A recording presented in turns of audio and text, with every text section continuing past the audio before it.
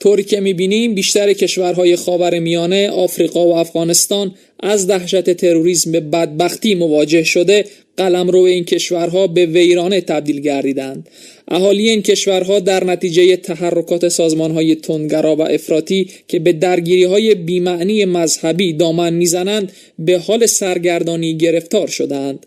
درگیری‌های مسلحانه‌ای که در چند سال اخیر در شرق نزدیک اتفاق افتاد، جان تقریباً 1.5 میلیون نفر را گرفت. در پی این ناامنی‌ها بیش از 15 میلیون نفر بی سرپناه و مهاجر گردیدند. هزارها نفر بی‌نام و نشان گردیده، اطفال و نوجوانان بر اثر انفجار بمب و موشک‌ها کشته می‌شوند. روند پیوستن جوانان به این سازمان‌های تروریستی افراطی، شرکت آنها در درگیری‌های دینی مذهبی کشورهای سوریه، عراق، یمن و افغانستان، نگرانی جامعه جهانی از جمله ساکنان تاجیکستان را به وجود آورده است. متاسفانه برخی از جوانان بیسواد، ساده و زودباور تاجیک نیز به فریب عقاید جاهلانه و خطرزای نیروهای افراطی گرفتار گردیده، به اعمال نامطلوب و دهشت افکن دارای انگیزه دینی دست زده، از گروه‌های تروریستی و تندرو جانبداری و پیروی می‌کنند. بر اثر عملیات گسترده کارمندان کمیته دولتی امنیت ملی جمهوری تاجیکستان، ماه فوریه سال 2018 فعالیت یک گروه سازمان یافته تروریستی افشا و اعضای آن شامل 14 نفر دستگیر شدند. هدف اساسی این گروه راه‌اندازی اعمال تروریستی در قلمرو جمهوری تاجیکستان بود. رهبری گروه تروریستی را شهروندان جمهوری تاجیکستان فخرالدینوف گلوف ملقب به انس، متولد سال 1993 ناحیه رودکی، ساکن شهر دوشنبه، و محمود جان اعظموف با نام‌های مستعار علی و امید، متولد سال 1993 ناحیه کشانیان استان ختلان بر عهده داشتند. در جریان اجرای تدابیر کشفی جستجویی معلوم شد که سرکردگان این گروه تروریستی فخرالدین گلوف و محمود جان اعظموف به عنوان اعضای فعال سازمان تروریستی افراطگرای نهضت اسلامی به حساب رفته، تعلیمات دینی و آموزش آمادگی‌های تروریستی تخریبی را در قلمرو جمهوری اسلامی افغانستان سپری نمودند. آنها تنها به دلیل انجام دادن اعمال تروریستی از قبیل انفجار ساختمان‌های مهم دولتی، نمایندگی‌های کشورهای خارجی در تاجیکستان و اماکن تجمع مردم پایتخت جمهوری موظف شده و به این منظور در حدود شهر دوشنبه گروه ویژه خود را تأسیس دادند. فخرالدین گلوف ماه فوریه سال 2016 با دعوت یکی از مبلغان رسانه‌ای سازمان تروریستی افراطگرای نهضت اسلامی با نام مستعار ابوبکر موحد طریق شبکه رادیو اینترنتی زیلا به این سازمان تروریستی شامل گردیده است.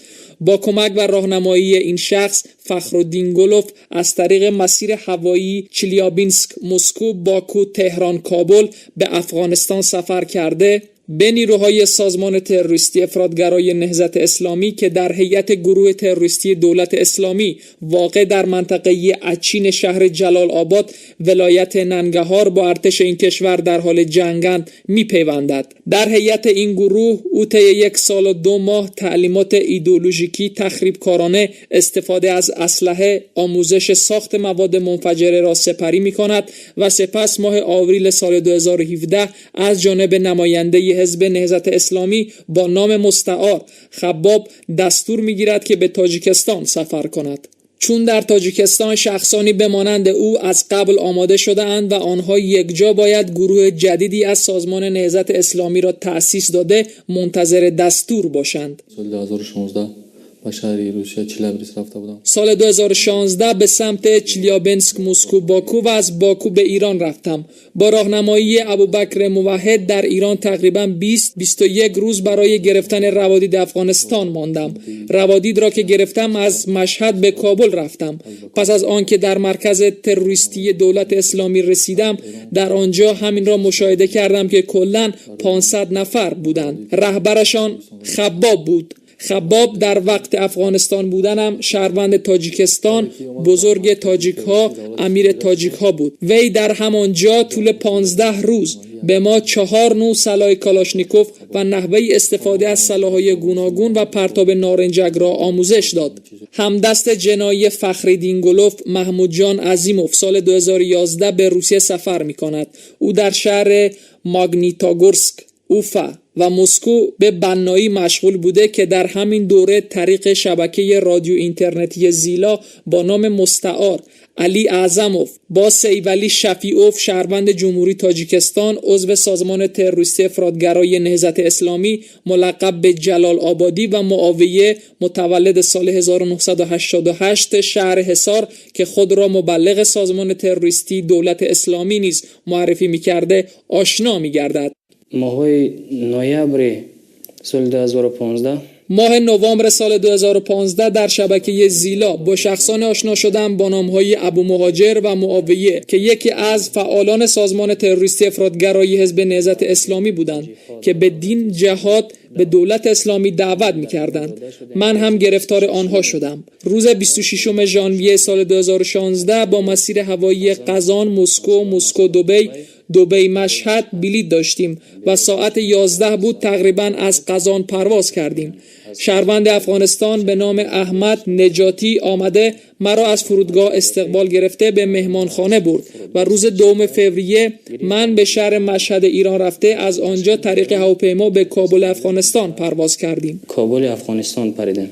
بعد از سپری شدن اندک زمانی زیر تأثیر تشویقات دینی ایدئولوژیکی شفیعوف سیولی قرار می‌گیرد و با دعوت او گویا برای تحصیل توسط مسیر هوایی مسکو، دبی، مشهد، کابل به جمهوری اسلامی افغانستان سفر می‌کند. در این کشور او را شخصان وابسته به شفیعوف سیولی قبول نموده به پایگاه تروریستی منطقه اچین شهر جلال آباد می‌برند و در آنجا با همراهی فخرالدینگولوف آمادگی نظامی می‌گیرند.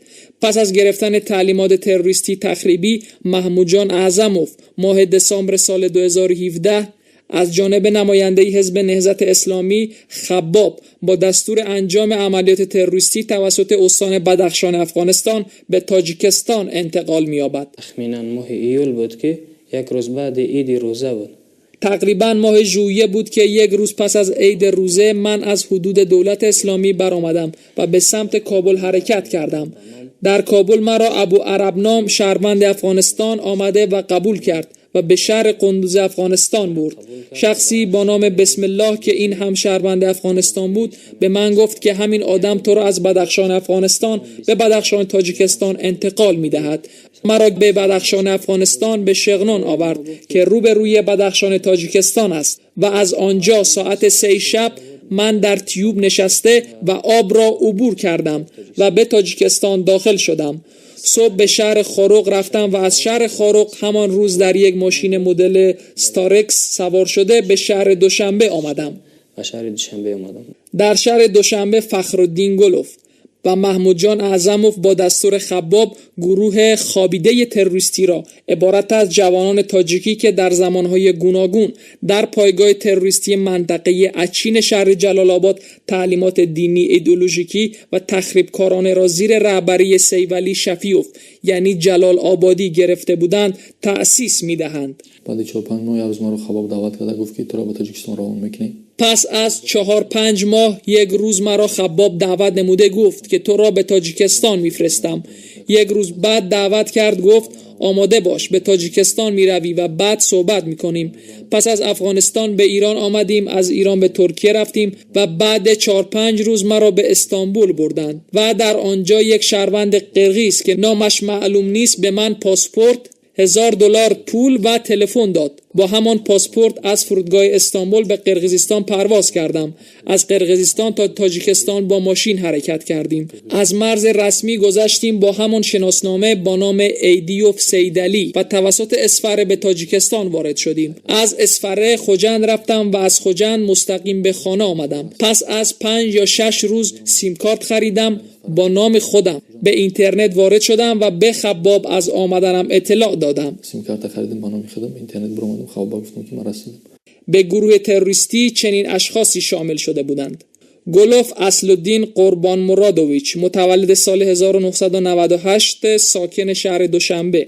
محمودوف سنت الله طلبشایویچ متولد سال 1993 ساکن ناحیه واسه استان ختلان. کمالوف دلیر مسلمانویچ ملقب به قاری دلیر متولد سال 1988 ساکن شهر دوشنبه. قرعوف امید تقایبکویچ متولد سال 1983 تبعه و ساکن شهر نارک استان ختلان. شریفوف گلمرادویچ متولد سال 1983 ساکن ناحیه رودکی. شیرعلیوف شاه محمد خالمرادویچ متولد سال 1976 ساکن ناحیه رودکی. شریفوف صابر خال محمدویچ متولد سال 1988 ساکن ناحیه رودکی. عظیموف دسمراد متولد سال 1982 ساکن ناحیه رودکی. گلوف خیرالدین جان قربانویچ متولد سال 1995 ساکن شهر دوشنبه. حمزه اوف شوکت خدایبردیویچ متولد سال 1993 ساکن ناحیه رودکی. تروریستان نقشه داشتند که در آستانه روزهای برگزاری عید نوروز در شهر دوشنبه عملیات تروریستی انجام دهند. تحقیق پرونده جنایی نشان داد که اکثر اعضای گروه مذکور با جانبداری بیواسطه مالی سازمان تروریستی افراطگرای نهضت اسلامی و پشتیبانی معلوم خارجی آنها با یک مسیر به پایگاه تروریستی اچین انتقال یافتند. پس از جذب توسط مبلغان مذکور، سازمان تروریستی افراطگرای نهضت اسلامی برای آنها مصارف راه را ارسال نموده و آنها مستقلانه از روسیه به شهر باکوی آذربایجان و از آنجا به شهر تهران پرواز کردند. در فرودگاه شهر تهران آنها را 2 نفر شهروندان افغانستان با نامهای علی رضا و علی اکبر قبول نموده غذا و بود و باش آنها را تأمین می‌کنند. بعد از 3 شبانه روز برای آنها روادید افغانستان را آماده نموده اول به شهر زاهدان و بعد به شهر مشهد سفر می کنند. از مشهد توسط هواپیما به شهر کابل افغانستان انتقال می یابند. زمان بازگشت از مسیر افغانستان، ایران، ترکیه، قرقیزستان، تاجیکستان وارد کشور می گردند. به آنها پاسپورت های جعلی تاجیکستان را داده تأکید می کنند که در زمان رسیدن به تاجیکستان آنها را از بین ببرید.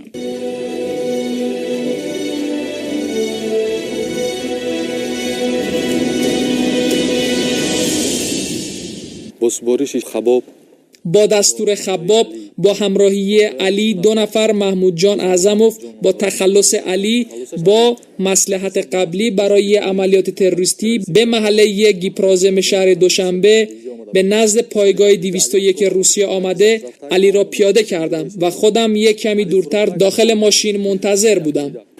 با مصلحت پیشکی با فرمان خباب با مصلحت قبلی با دستور خباب برای انجام عملیات تروریستی ما همراه فخرالدین گلوف آمدیم و فخرالدین در نزد نقطه نظافت ماشین را نگه داشته و من پیاده شدم. تقریبا تا نزد دروازه دوم جلو رفتم. تو دروازه دیگری شهر.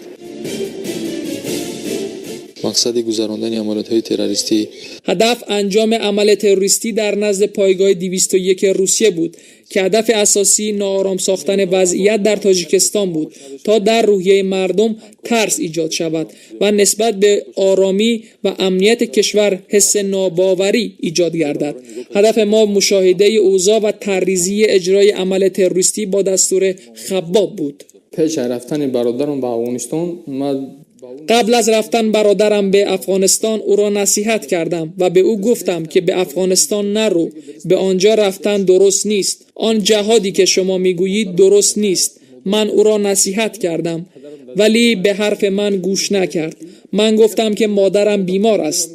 مادر مریضم را فکر نمی کنی؟ پدرم در زندان است. اینها را فکر نمی کنی؟ تو می روی ولی فردا برای ما مشکل ایجاد می کنی و مرا آورده به همین روزها رساند. مرا تو زندان انداخت.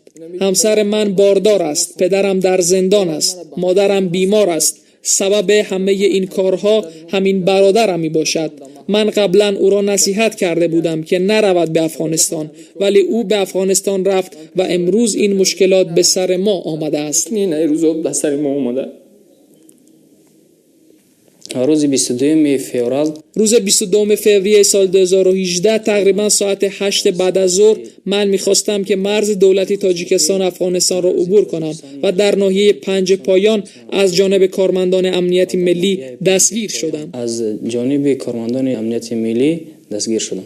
نسبت به بازداشت شدگان از جانب ریاست تفتیشاتی کمیته دولتی امنیت ملی جمهوری تاجیکستان با ماده‌های 401 پریم 1 307 پریم 3 بخش 2 335 بخش 2 و 347 قانون جنایی جمهوری تاجیکستان پرونده جنایی آغاز شده پس از تحقیق کامل برای بررسی و تصویب قانونی به دادگاه ارسال گردید. ماه ژوئن سال 2018 با حکم دادگاه شهر دوشنبه محمود جان اعظموف و فخرالدین گلوف به مدت 26 سال، قرایوف امید تقایبکوویچ، حمزه‌یوف شوکت خدایبردیویچ، محمودوف سنت الله طلبشایویچ، شریفوف صابر خال محمدویچ، عظیموف دوسمراد، گلوف خیرالدین جان قربان مرادویچ، گلوف اصلالدین قربان مرادویچ، کمالوف دلیر مسلمویچ از 7 ماه تا 7 سال زندانی شدند. امروز این جوانان انگشت ملامت می‌گزند و از کرده خود پشیمانند. به رهبران و اعضای سازمان تروریستی افراطگرای نهضت اسلامی که آنها را به بیراهه جنایت و خیانت علیه دولت و ملت خود بردند لعنت می‌خوانند. اما پشیمانی سودی ندارد. علاج واقعه را قبل از وقوع باید جست. پیش از همه باید از برقرار کردن ارتباط با شخص و گروه‌های مشکوک پرهیز نمود. علم و دانش، نیکوکاری و آبادی را به نفع خانواده خود به طور جداگانه و برای وطن و دیار خود در مجموع پیشه باید کرد. آنگاه هیچ دشمنی نمیتواند کسی را به سوی رهگمی و کشتار و تخریب سوق دهد. من از کرده خود پشیمانم. من از کرده خود پشیمانم. همه این کارها را از روی بیسوادیم انجام دادم. از بیسوادی من استفاده برده مرا فریب دادند و به همه جوانان گفتنی هستم که فریفته هر گروه نشوند، پدر و مادر خود را در عذاب نگذارند. زمان در رادیو زیلا با ابوبکر موحد آشنا شدنم نمیدانستم که او اعضا و تبلیغگر سازمان تروریستی افراطگرای حزب نهضت اسلامی است. نهضتی بودن ابوبکر موحد را من از خباب فهمیدم. وقتی من در افغانستان قرار داشتم در آنجا هیچ خانه آباد نبود. همه جا منفجر شده بود. مردم آرامش نداشتند. تلاش کنید فریفته هر گروه نشوید. وطن آرام و آسوده است. مکاتب زیاد است. 10 دانشگاه‌های عالی است. ما را در وقتش کسی نگفت که تحصیل کنید. به همین سبب از روی بیسوادی فریفته گروه‌های افراطی شدم. شما از این شرایط استفاده برده تحصیل کنید و علم بیاموزید. نه کبیری، نه خباب، نه ابوبکر موحد و نه دیگر اعضای سازمان تروریستی افراطگرای حزب نهضت اسلامی شما را فریب داده نمیتواند. اگر شما دانش و علم داشته باشید، شما را هیچ شخصی فریب کرده نمیتواند که برو فلان جای را منفجر کن، فلان آدم را به قتل برسان که شهید میشوی. همه اینها دروغ است. باور نکنید. کبیری و دیگر سرکردگان تروریستان امروز آرامانه در دیگر کشورها همراه فرزندانشان زندگی می کنند و ما را به جنگ سوق می دهند. شخصا من همه این را در وقتش نفهمیدم. حالا فهمیدم، اکنون دیر است. عذابش را در زندان می کشم. امروز من از تمام کرده های خود پشیمانم. قبل از همه برای آن که در وقتش تحصیل نکردم. بیسوادی من سبب شد که به دام فریب تروریستان بیفتم. برای من چه نمی رسید؟ در مینتاگارسک در ساختمان کار می کردم و حقوق خوبی می گرفتم، اما وعده جلال الدین و خباب اعضای حزب نهضت را باور کردم و با این حزب بیعت نمودم. آنها مرا فریب دادند که به تو کمک میکنیم و تو را علم میآموزیم. به آنها باور کردم و با آنها رفتم، اما چندی پس از خود را در پایگاه جنگجویان تروریستی جماعت انصارالله حزب نهضت دیدم. به جای علم آموزی که وعده داده بودند، استفاده اسلحه گوناگون را آموزش دادند و برای منفجر کردن ساختمان‌ها و کشتار آدمان موظف نمودند. هدف تمام گروه‌های تروریستی این قتل و از بین بردن آدمان میباشد. به سخنان رهبران سازمان‌های تروریستی باور نکنید تا مثل ما به دام فریب نیفتید. به شبکه‌های مشکوک اینترنت از جمله زیلا داخل نشوید، زیرا همه دروغ است. ما نمونه هستیم برای کسانی که می‌خواهند به آنجاها سفر کنند. هر جایی که تروریستان هست آنجا خرابی و خونریزی و کشتار میباشد. جایی که تروریستان هست اونجا خراب است و خونریزی و کشتار. کمیته دولتی امنیت ملی جمهوری تاجیکستان از شهروندان و ساکنان کشور دعوت می‌کند که به منظور تأمین امنیت و ثبات وطن عزیزمان بی‌طرف نبوده در پیشگیری همه گونه تهدیدات داخلی و خارجی هوشیار و زیرک باشند. به افرادی که در آشکار و بازداشت نمودن اعضای چنین گروه‌های تبهکار کمک می‌رسانند اظهار سپاس می‌کند.